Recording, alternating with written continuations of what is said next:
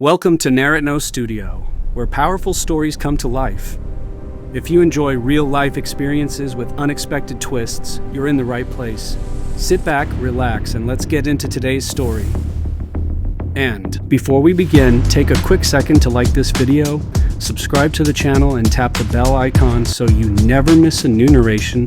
Now, this story starts with a parking spot, and it ends with a $380 mistake.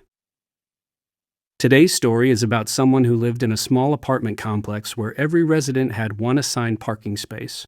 His was spot 27, clearly painted, clearly listed in the lease. For 3 years it was never a problem until Kevin moved in. From day one, Kevin acted like rules were suggestions.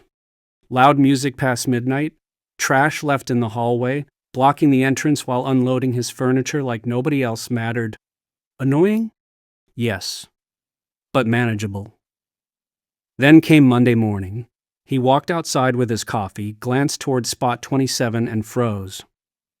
A large SUV was sitting there, not slightly over the line, not by accident, fully parked, in his spot. He decided to give Kevin the benefit of the doubt. Maybe it was an honest mistake. So he knocked on Kevin's door. "Hey, I think you parked in my spot by accident." Kevin smirked. "Yeah, I'm going to be using it from now on. It's closer to the entrance." Just like that. No apology. No hesitation. He explained calmly that the parking spaces were assigned. That spot 27 was in his lease. Kevin shrugged, then talked to management. Door slammed. Conversation over. Most people would have exploded right there, but he didn't. He went to management, filed a complaint.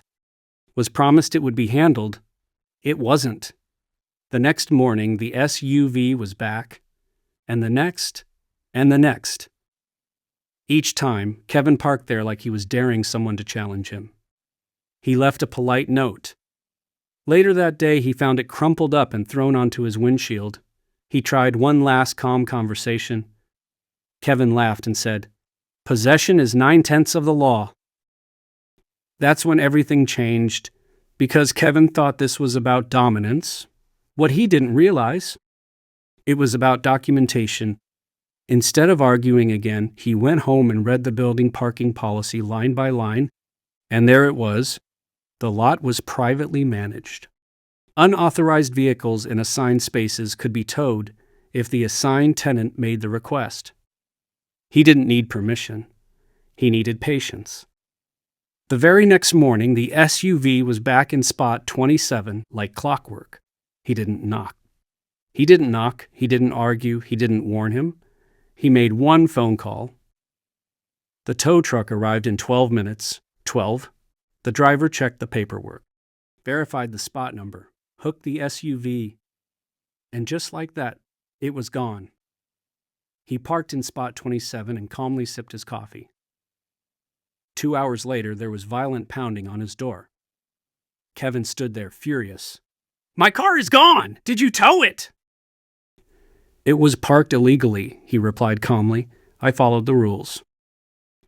Kevin threatened to call the police. He said, "Please do." The officers arrived. They reviewed the lease, examined the parking map, confirmed the towing policy. Then one officer turned to Kevin and said, "Sir, you were parked in someone else's assigned space. The tow was lawful." And just like that, it was over. Kevin had to pay the towing fee, the storage charges, and a fine, $380, all for a parking spot that saved him maybe 10 steps. After that day, the SUV never touched spot 27. Again, the loud music stopped, the hallway stayed clean, the eye contact disappeared, and 1 week later, Kevin quietly moved out.